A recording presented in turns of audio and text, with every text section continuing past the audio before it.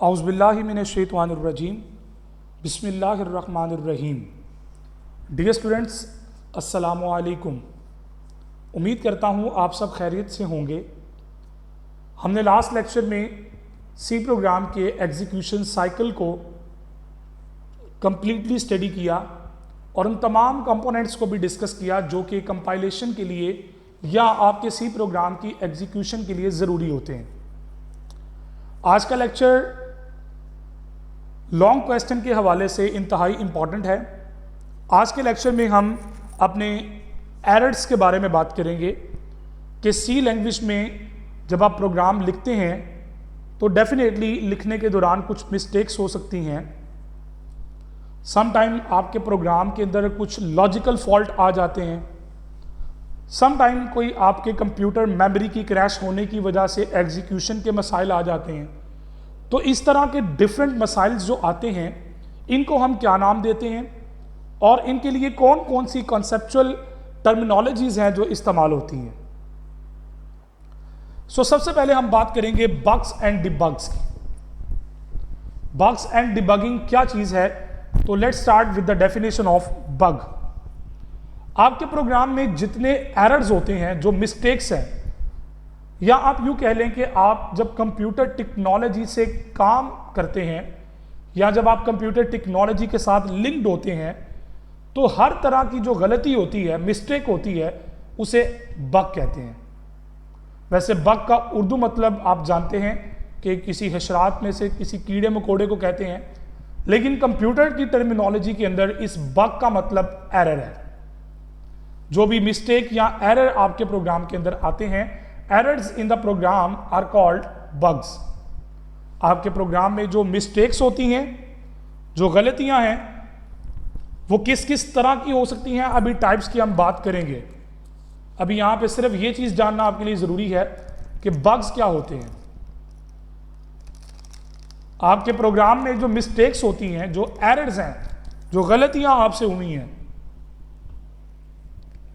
उन्हें हम बग्स कहते हैं। उन्हें शॉर्ट फॉर्म में एरर्स भी कहा जाता है। तो एरर की टर्मिनोलॉजी यूज की जाए या बग्स की टर्मिनोलॉजी यूज की जाए, इन दोनों का मतलब आपके प्रोग्राम के अंदर मिस्टेक से रिलेटेड होता है। So the process of finding and removing bugs या errors in a program is called debugging. तो जब आपको पता लग गया कि आपके प्रोग्राम के अंदर जो एरर्स हैं उन्हें बग्स कहते हैं, तो उन बग्स को तलाश करना, ढूंढना और उनको वहां से रिमूव करना, करेक्शंस करना उन मिस्टेक्स की। याद रखिएगा, समटाइम्स स्टूडेंट्स यहां पे डेफिनेशनल पॉइंट ऑफ व्यू से मिस्टेक कर देते हैं। वो लिखते हैं finding error in the program is called debugging. Not only finding, सिर्फ तलाश करना काम नहीं होता। डिबगिंग सिर्फ तलाश करने का नाम नहीं है। ना सिर्फ उनको तलाश करना बल्कि उनको रिमूव भी करना है। तो फाइंडिंग एंड रिमूविंग, ये दोनों प्रोसेस इन्वॉल्व होते हैं आपके डिबगिंग प्रोसेस के अंदर। हमने कई दफ़ा इस वर्ड को यूज़ किया है गुज़िश्ता लेक्चर्स में। तो आज इस लेक्चर में हम इस वर्ड के ऊपर बात करेंगे कि ये डिबगिंग क्या चीज़ है। तो डिबगिंग एक्चुअली क्या है?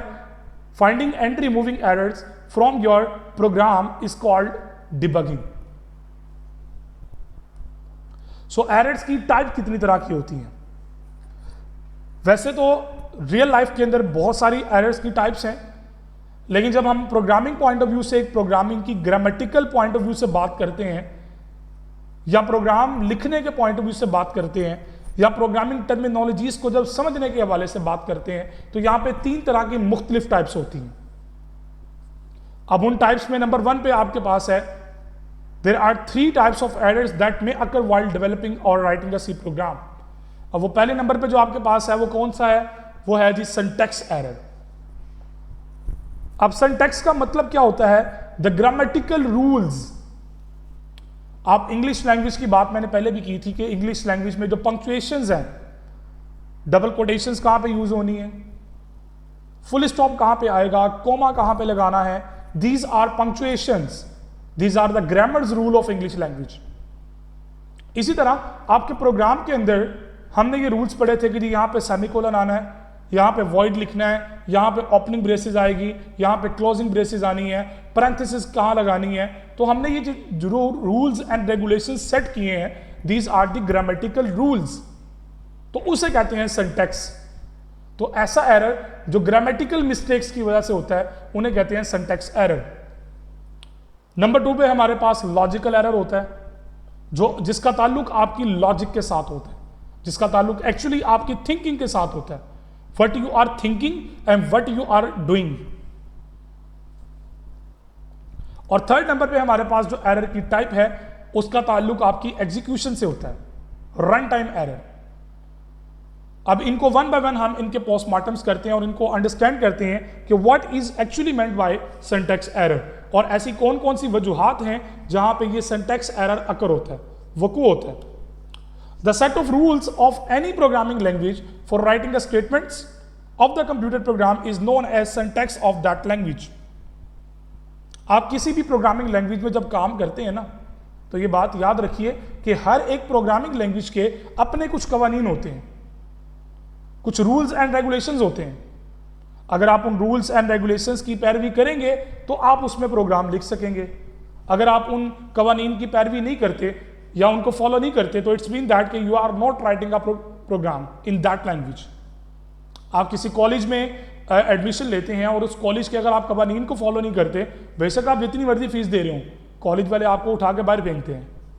क्यों? चूंकि आप जनाब उस कॉलेज के रूल्स की पैरवी नहीं कर रहे।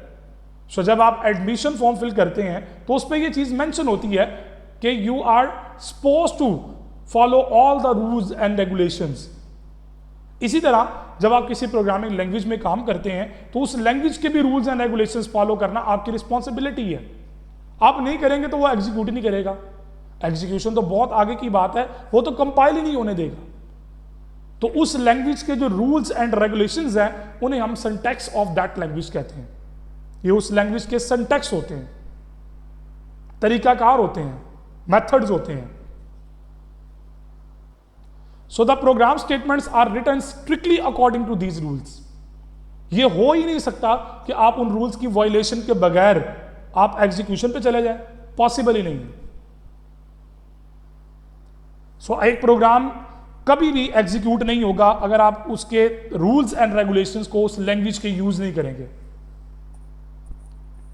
फिर तो ऐसे ही है ना, जैसे आप इंग्लिश का एक लेटर लिख रहे हैं, अगर आपने उसके रूल्स को फॉलो नहीं करना। Syntax error occur when syntax of programming language are not followed in writing the source code. ले जी, नाम से ही उसकी तारीफ मिल गई, नाम से ही उसकी डेफिनेशन हमारे सामने आ गई कि जनाब अगर आप अपने सिंटैक्स यानी कि ग्रामेटिकल रूल्स एंड रेगुलेशंस को फॉलो नहीं करते, उसकी वायलेशन करते हैं, तो वहां से जो एरर अकर होगा उसे हम सिंटैक्स एरर कहते हैं। तो वो तमाम गलतियां जो आपने ग्रामेटिकल रूल्स की मिस्टेक की हैं उन्हें हम कहते हैं these are word syntax error. अब इस सूरत में कंपाइलर क्या करता है? कंपाइलर इन गलतियों को डिटेक्ट कर देता है। चूंकि कंपाइलर के अंदर उस पूरी लैंग्वेज के rules and regulation already stored होते हैं। कंपाइलर लिखते वक्त बता दिया जाता है कि उस लैंग्वेज के कवानीन क्या क्या हैं। वो चेक करता है, सबसे पहले चेक करता है आपके कवानीन, आपके रूल्स एंड रेगुलेशंस को चेक करता है। अगर उनमें से किसी रूल की आपने वायलेशन की है तो वो जनाब आपको बता देगा, डिटेक्ट कर लेगा, उसको तलाश कर लेगा, ढूंढ लेगा। So the compiler reports a proper error message about that error. अगर कोई इसमें ग्रामेटिकल मिस्टेक होगी तो कंपाइलर उसको वहीं पे रोक लेगा और आपको रिटर्न कर देगा और प्रॉपर आंसर करेगा कि जनाब इसके अंदर कोई गलती है, कोई रूल की वायलेशन आपने की है। अब वो कौन कौन सी बातें हैं जिनसे ये आते हैं, आगे चल के हमें भी बात करते हैं। तो बेसिकली कंपाइलर डिटेक्ट करता है उन एरर्स को जब वो कंपाइलेशन करने के लिए शुरू होता है। जब आप उसको सोर्स कोड देते हैं और वो कंपाइलेशन प्रोसेस को स्टार्ट करता है तो उसी दौरान वो सबसे पहले कवानीन को चेक करता है। तो जब कवानीन को वो चेक करेगा तो वो बता देगा कि जनाब यहाँ पे ये आपने सेमीकोलन नहीं लगाया या आपने कोई ऐसा वर्ड यूज कर लिया जो लैंग्वेज में पहले से किसी और नाम से मौजूद है। The compiler does not compile a program that contain the syntax error. और कंपाइलर कभी भी उस फाइल को कंपाइल नहीं करेगा जिसके अंदर सिंटैक्स एरर होंगे। The syntax errors are easy to detect and remove. अब यहाँ पे बड़ा एक आसान अल्फाज में बात लिख दी कि जनाब उसको डिटेक्ट करना और रिमूव करना इंतहाई आसान हो जाता है। क्यों आसान हो जाता है? इसलिए जनाब वाला चूंकि वो आपको बता देता है कि जनाब ये एरर है। और वैसे भी हमने ये हाई लेवल लैंग्वेजेस के एडवांटेजेस पढ़े, करेक्टरिस्टिक्स को देखा, और वहां पे हमने ये बात बार बार की है कि easy to detect error and easy to remove error, क्योंकि इंग्लिश लाइक वर्ड्स होते हैं और वो जो आपको प्रॉपर एरर मैसेज देता है उसके अंदर वो बता रहा होता है कि इसकी मिस्टेक क्या है, कुछ कोड वर्ड यूज करता है, और वो code word Aahista Aahista practice के साथ साथ आपको याद हो जाते हैं, और फिर आप उन कोड एरर्स को देख के अंदाजा लगा लेते हैं कि हाँ ये वाला कोड है, इसका मतलब ये एरर है, मैंने ये गलती की। In C program there may be many causes of syntax error. अब आपके जहन में सवाल होगा भी ऐसी कौन कौन सी वजूहात हैं जिनसे सिंटैक्स एरर नॉर्मली आते हैं। अब वो बहुत सारी वजूहात हैं, उनमें से चंद एक का जिक्र हम यहां पे कर लेते हैं, चंद एक यहां पे बयान करते हैं। नंबर 1 पे है मिसिंग सेमीकोलन। जैसे कि आपको पहले बता दिया गया कि हर सी की स्टेटमेंट के एंड पे सेमीकोलन लगाना जरूरी है। आप किसी प्रोग्राम में स्टेटमेंट में सेमीकोलन लगाना भूल गए, गलती होगी, नहीं लिखा गया, तो कंपाइलर वहां से आगे नहीं जाएगा, वो बता देगा जनाब मिसिंग, स्टेटमेंट मिसिंग का एरर वो आपको दे देगा, सिंटैक्स एरर शो कर देगा कि जनाब ये स्टेटमेंट मिसिंग है। तो सेमीकोलन मिस करने की वजह से गलती आ सकती है। कोई ओपनिंग ब्रैकेट स्टार्ट की लेकिन क्लोज नहीं किया उसको, तो उस पर भी एरर आएगा, missing any of the delimiter. आपने क्लोजिंग लगा दी लेकिन ओपनिंग नहीं लगाई थी। समटाइम हो जाता है कोड लिखते वक्त ऐसी गलतियां आती हैं, और जब हम प्रैक्टिस शुरू करेंगे, जब काम प्रोग्रामिंग में करना शुरू करेंगे, आप देखोगे ह्यूमन एरर है, आ जाती है मिस्टेक। इस सिंटैक्स एरर को ह्यूमन एरर भी कहते हैं, टाइपिंग एरर भी कह देते हैं। ये टाइपिंग एरर है, लिखते वक्त गलती हुई हमसे, फॉरगेटन मिस्टेक भी कह सकते हैं, भूल गए लिखते हुए। आपने कोई ऐसा लफ्ज यूज कर लिया जिसके मतलब ही नहीं थे, जैसे वॉइड है, आपने VIOD लिख दिया, VOID होता है ना वॉइड, VOID, आपने VIOD लिख दिया, typing mistake, that is also cause syntax error. आपने किसी ऐसे वेरिएबल को इस्तेमाल कर लिया जिसको आपने बताया नहीं, डिक्लेयर ही नहीं किया। ये बात हम पहले भी कर चुके हैं कि कोई चीज, देखें आपके सी के प्रोग्राम में दो तरह की चीजें हैं, एक वो जो पहले से डिफाइंड है, एक वो जो आप खुद करेंगे। और कोई चीज अगर आप अपनी मर्जी की इस्तेमाल करना चाह रहे हैं तो उसको डिक्लेयर किए यानी कि डिफाइन किए बगैर आप इस्तेमाल नहीं कर सकते, उसको डिफाइन किए बगैर आप नहीं इस्तेमाल कर सकते। तो आपने डिफाइन किए बगैर इस्तेमाल करने की कोशिश की, that is also cause a syntax error. So number 2 पे हमारे पास है जी लॉजिकल एरर। इसके नाम से पता लग रहा है ऐसा एरर जो लॉजिक की वजह से आता है। अब ये एरर्स की इकसाम में से इंतहाई खतरनाक तरीन एरर है।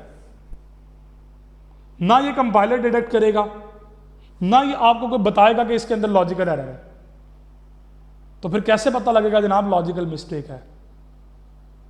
आपको मैं एग्जाम्पल कोट करता हूं। आप किसी को, आपको चाहिए था, आपको नमक चाहिए था, हंडिया पकाने के लिए आपको नमक चाहिए। आपने किसी को भेजा नमक लेने के लिए और गलती से आपने उसे कह दिया यार चीनी ले आओ। अब वो जब वापस आया तो आपके पास क्या आया, चीनी या नमक? डेफिनेटली जो आपने उसे कहा उसने वो लेके आया ना। अब उसे ख्वाब तो नहीं आनी कि आपको नमक चाहिए या चीनी चाहिए। तो आपने जो उसे कहा, आपने चीनी के लिए, शुगर के लिए उसे कहा, वो चीनी लेके आया। अब कैसे पता लगा कि जनाब गलती होगी? गलती कैसे पता लगा आपको? आउटपुट को देख के, रिजल्ट को देख के। जब आपने उसके हाथ में चीनी देखी तो आपने कहा ओहो मैंने तो नमक मंगवाया था। तो फिर यहां पे एक नया झगड़ा शुरू हो जाएगा। वो कहेगा जनाब आपने मुझे चीनी का कहा, आप उसे कहेंगे मैंने नमक का कहा। तो ये एक बहस है जिसका जवाब कोई नहीं है। इसका हल एक ही है, दोनों में से कोई एक अपनी गलती मान ले, अच्छा यार मेरी गलती। तो लॉजिकल एरर ये थोड़ा फनी टाइप शायद एग्जाम्पल कोट हो गई है, लेकिन है बड़ी इंटरेस्टिंग कि लॉजिकल एरर भी कुछ ऐसे ही होता है. So the error in the logic of the program are called logical error. जो प्रोग्राम की लॉजिक के अंदर छुपा होता है उसे कहते हैं logical error. The compiler can not detect the logical error. भाई देखे ना, आपने जिसको चीनी लेने भेज दिया था उसे ख्वाब तो नहीं आएगी कि भैया आपको नमक रिक्वायर्ड है. अब ऐसी सूरतों में क्या होता है कि आपको दोबारा उसको भेजना पड़ेगा, जाओ अब नमक लेके आओ. तो ऐसी सूरतों में बाज़-औक़ात आपको पूरा का पूरा प्रोग्राम दोबारा पढ़ना पड़ जाता है. और बाज़-औक़ात ऐसा भी होता है कि कई कई दिनों तक आपको ये एरर ही नहीं मिलता. भाई देखे ना, आपने प्लस करना था, गलती से माइनस लगा दिया, लेकिन आपने कहाँ पे ये काम किया था आपको पता ही नहीं है. जब आपको पता ही नहीं लगा तो फिर लॉजिकल एरर को ट्रेस करना इम्पॉसिबल हो जाता है.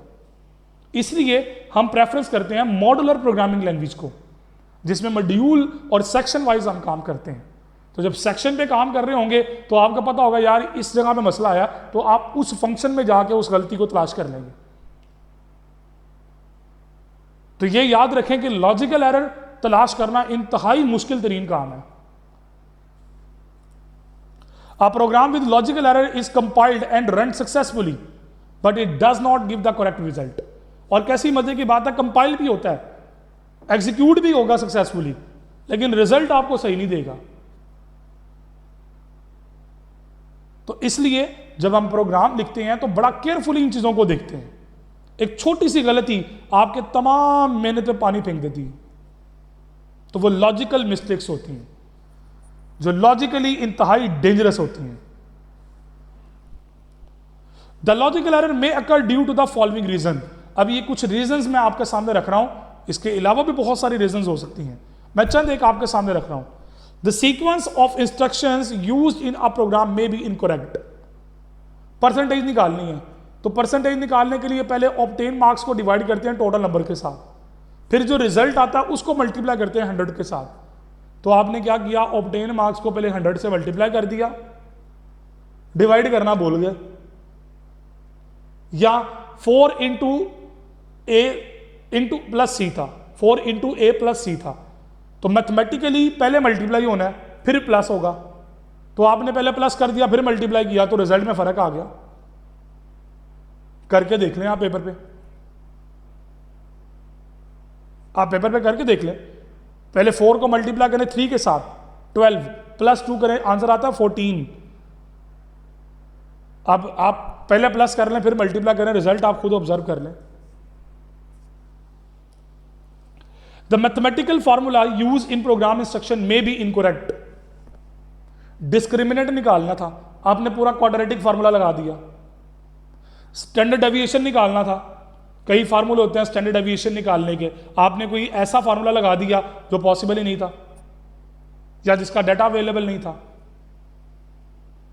सो इनकरेक्ट फार्मूला आपने यूज कर लिया. The logical error are difficult to detect. ये जहन में बिठा लें कि लॉजिकल एरर ट्रेस करना इंतहाई मुश्किल तरीन काम होता है, और यही मेन बड़ा चैलेंज होता है आपके सामने. So logical error can only be detected by examining all the units of the program one by one, start to end. सारा कंप्लीटली एक बार ओवरव्यू करना पड़ता है, फिर आपको समझ आती है कि कहां पे गलती रह गई. बाज़-औक़ात इंसान के साथ ऐसा होता है कि आपने हाथों में कुछ चीज़ पकड़ी होती है और ढूंढ रहे होते हो कहाँ है. समटाइम ऐसा भी होता है कि आपके सामने प्रोग्राम में एरर होता है लेकिन आपको नजर नहीं आ रहा होता. उसकी वजह क्या है? 2 वजूहात हो सकती हैं, या तो आपकी कंसंट्रेशन नहीं है अपने प्रोग्राम पे, या फिर दूसरी वजह हो सकती है कि आपको फिर लैंग्वेज अच्छी तरह से आती नहीं. It is very time consuming and lengthy procedure. ये काफी लेंथी प्रोसीजर होता है, इसमें कई दिन भी लग सकते हैं और कई घंटे भी लग सकते हैं. इसलिए बड़ा केयरफुली हम जब भी प्रोग्राम लिखते हैं तो केयरफुली हर एक स्टेटमेंट को ऑब्जर्व कर रहे होते हैं.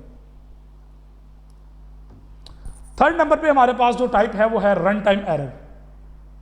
अब ये एरर्स थोड़ा सा जरा टेक्निकल प्रॉब्लम्स में आ जाते हैं. फेलियर से ताल्लुक इनका होता है, मशीन फेलियर हो जाती है, आपकी मेमोरी की फेलियर हो गई, या कोई ऐसा आपने रिजल्ट दे दिया, ऐसी इनपुट दे दी जो रेलिवेंट नहीं थी। आपसे पूछा गया what is your age, number में बताओ, आपने क्या दिया ABC।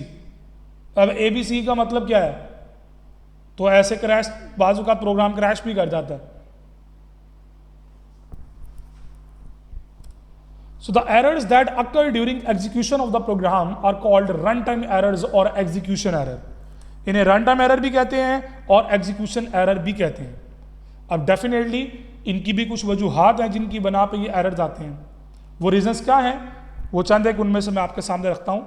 When the program attempts to perform an illegal operation, आपने उसे ऐसा काम करने के लिए क्या दिया जो पॉसिबल नहीं था, जैसे डिवाइडेड बाई जीरो। कुछ लोगों के जहन में शायद ये बात होगी जिनका मैथमेटिक्स अच्छा नहीं होगा, उनके जहन में आया होगा यार डिवाइडेड बाय जीरो का मतलब जीरो होता है। नो, डिवाइडेड बाय जीरो का मतलब इन्फिनिटी है, और कैलकुलेटर पे अगर आप ट्राई करें तो मैथ एरर देगा आपको। मोबाइल फोन्स आपके पास होंगे, आप जरा मोबाइल फोन पे टेस्ट करके देख लें, एरर मैथमेटिकल एरर आएगा। कैलकुलेटर्स पे ट्राई कर लें, कंप्यूटर पे ट्राई कर रहे हैं, मैथमेटिकल एरर।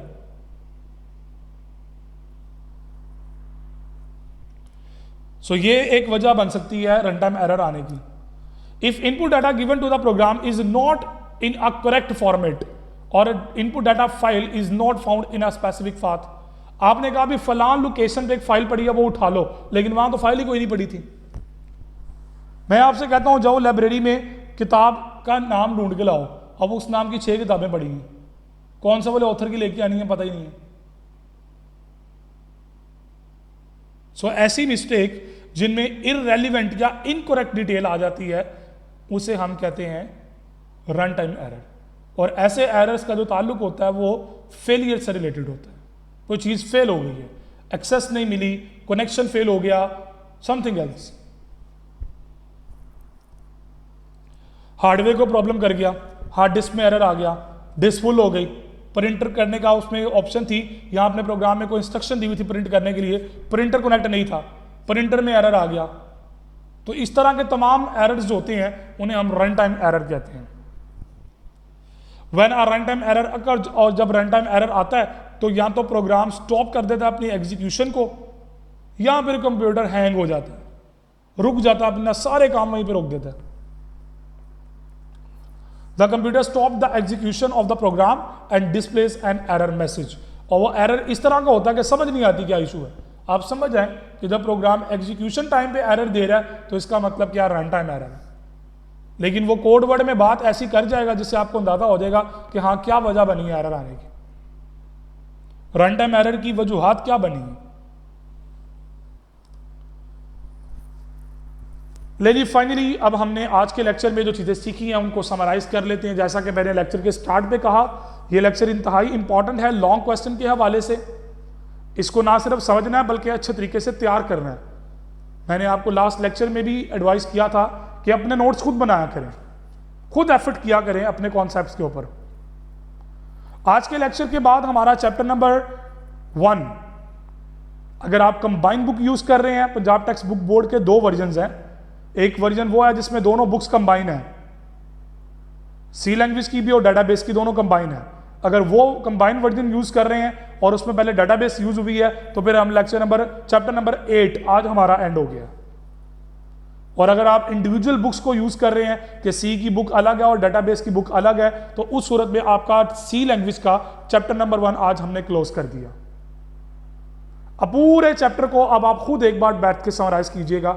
मैं सिर्फ यहाँ पे आज के लेक्चर को समराइज करूंगा कि आज के लेक्चर में हमने क्या चीज़ें सीखी हैं। हमने बग्स की डेफिनेशन को देखा, डिबगिंग को देखा, सिंटैक्स एरर को देखा, लॉजिकल एरर को देखा, रन टाइम एरर्स को देखा, और उसके बाद हमने अपनी तमाम प्रोग्राम की लॉजिक्स को क्लियर करना सीखा। फाइनली मैं आपसे कहूँगा कि आगे बढ़ने से पहले आप अपने चैप्टर 1 का पोस्टमार्टम खुद करें, खुद अपने आप को रियलाइज करें आप कहाँ तक हैं, आपने क्या सीखा है, आपको क्या समझ आई है। जहां प्रॉब्लम है उस लेक्चर को दोबारा एक बार सुन लीजिए, क्योंकि सम टाइम ऐसा होता है कि आपको मौके पे कोई चीज समझ नहीं आती, 2-3 दिन के बाद जब दोबारा उस चीज को देखते हैं वो चीज समझ आ जाती है। तो इसलिए कोशिश किया करें जो कॉन्सेप्ट समझ नहीं आया उसको एक बार दोबारा देख लिया करें। सो चैप्टर नंबर 1 सी लैंग्वेज की बुक का आज हमने कंप्लीट किया। उम्मीद करता हूँ ये तमाम चीज़ें आपने अच्छे तरीके से क्लियर की होंगी। अपना बहुत सारा ख्याल रखिएगा, दुआओं में याद रखिएगा। अगले लेक्चर तक के लिए इजाज़त दीजिए। अल्लाह हाफिज़।